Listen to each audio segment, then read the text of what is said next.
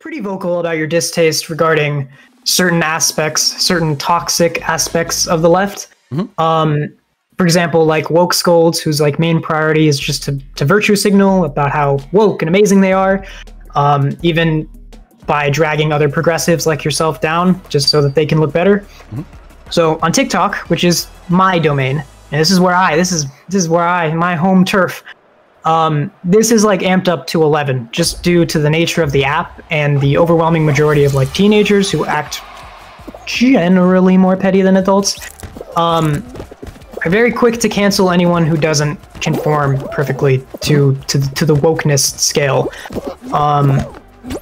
And I'm sure that in and of itself would be enough to talk about, but I'd like to bring up a recent survey by the GLAAD Institute. I could send you the link if you're interested, but basically it says that acceptance of the LGBTQ community is on a decline with young people for the first time in like a very long time. Now, I'm familiar with that as to study. why this is like up to interpretation, but I feel like we kind of have to bring up the fact that the left has created this kind of toxicity that I feel like we haven't done a good job of addressing that. Oh, I would agree completely. It's really about it's the pitch that you sell to other people.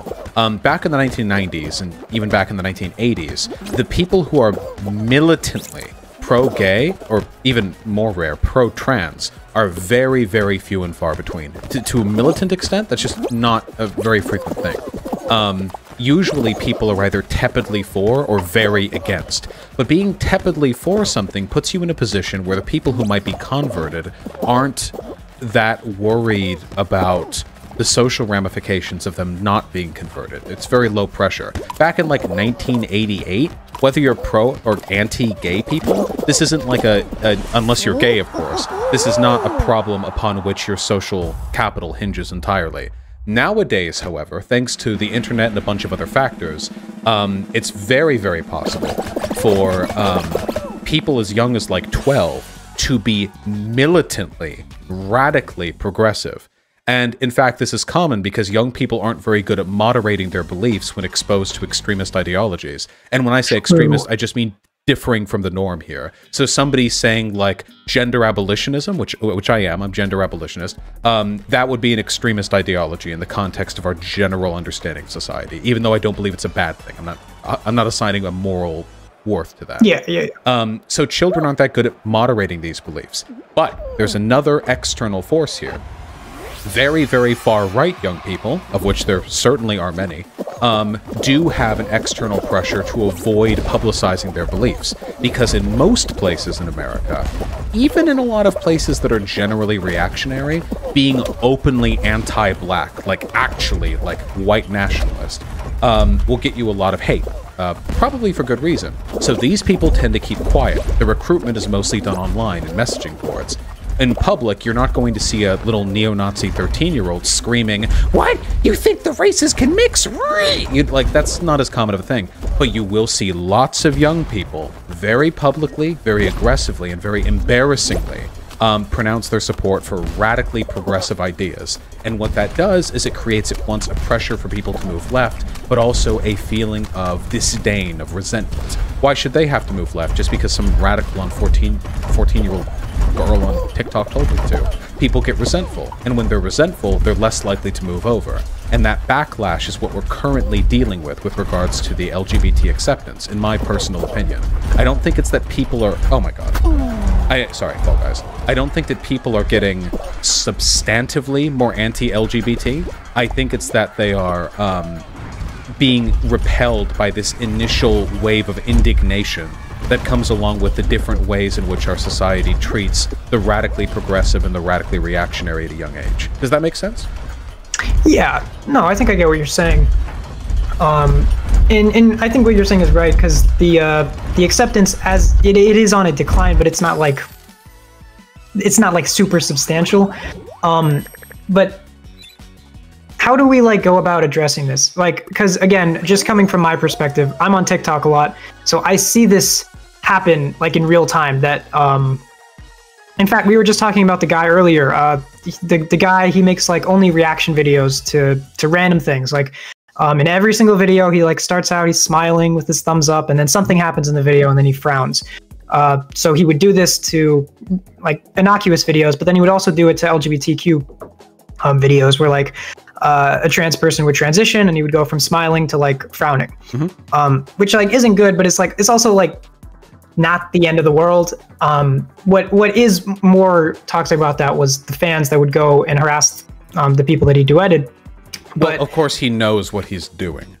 That's what they know that. They'll often lie about this, but reactionary content creators know what their audiences do, and they revel in it. They revel in the power of being able to do nothing and have their audiences dogpile other people.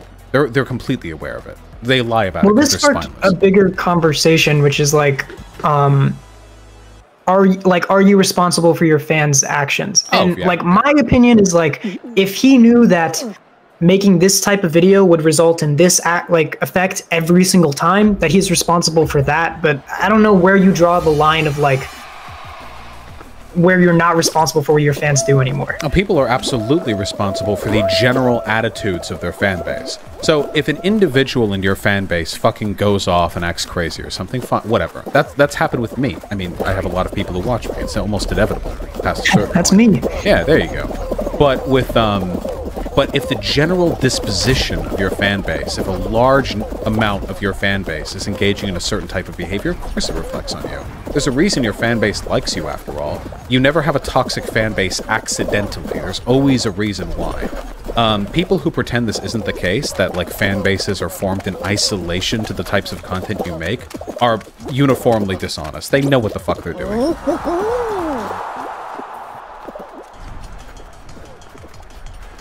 I agree. My thing is like, regardless of, because I do think that he carries some responsibility on this. I personally don't assign him malice.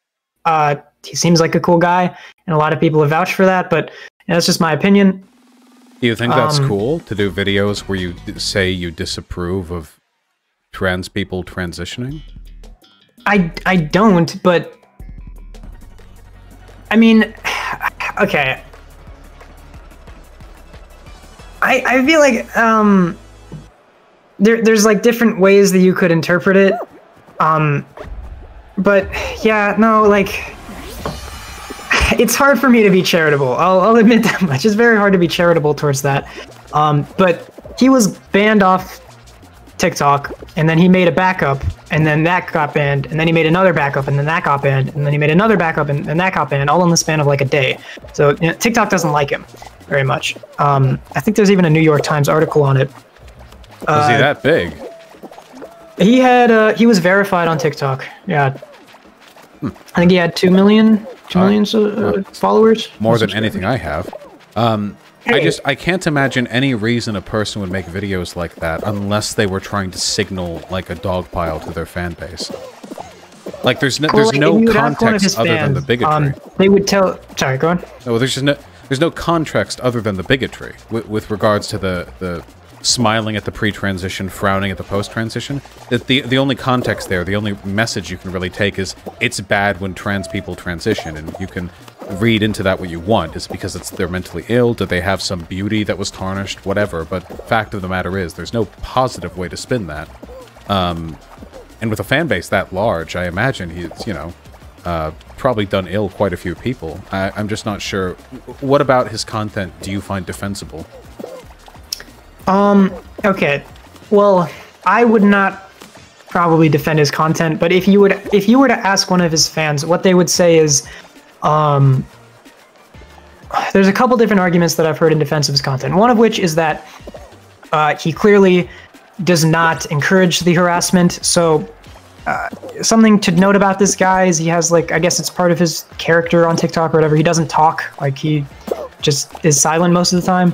But he has said in like comments before not to harass people.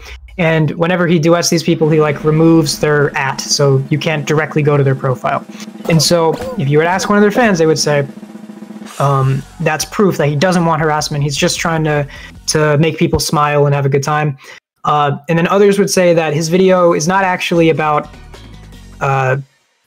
being sad or upset that someone has transitioned, He also does this when like gay people kiss. Is that he would say it's better? like it's a shock factor. Like something happens in the video that shocks him, and that's what makes his facial expression change. And it's like kind of a weird cycle, like analyzation. But I mean, to me, this just reads like I don't like minorities, like that. But that's the punchline. Like, I don't like minorities. That's it. Like that's the whole content, is it not? I'm inclined to agree with you.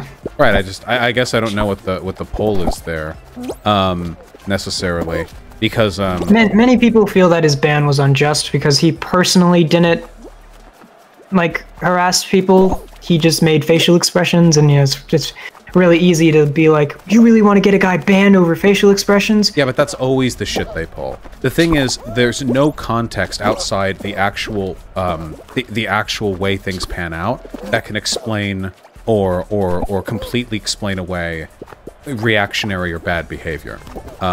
Like, you could be completely silent and never actually speak a single ill word about black people and still have a very fucking racist community and a very racist platform. And that's the game they always pull, like, oh, dude, you're really gonna ban him even though he didn't do blank? Like, okay. I could easily make a platform that's 100% designed around promoting neo-Nazism without mentioning any of its tenants, Jews, black people, Aryans, whatever, and just roll with it. And then when I get banned, I can be a pussy and cry about it, like I didn't know what I was doing. I don't have much respect for that kind of, I don't know, cowardice? Like, if the joke's just he's not a fan of LGBT people, that's against TOS on TikTok. He got banned justly. It seems fine to me. All right, fair enough.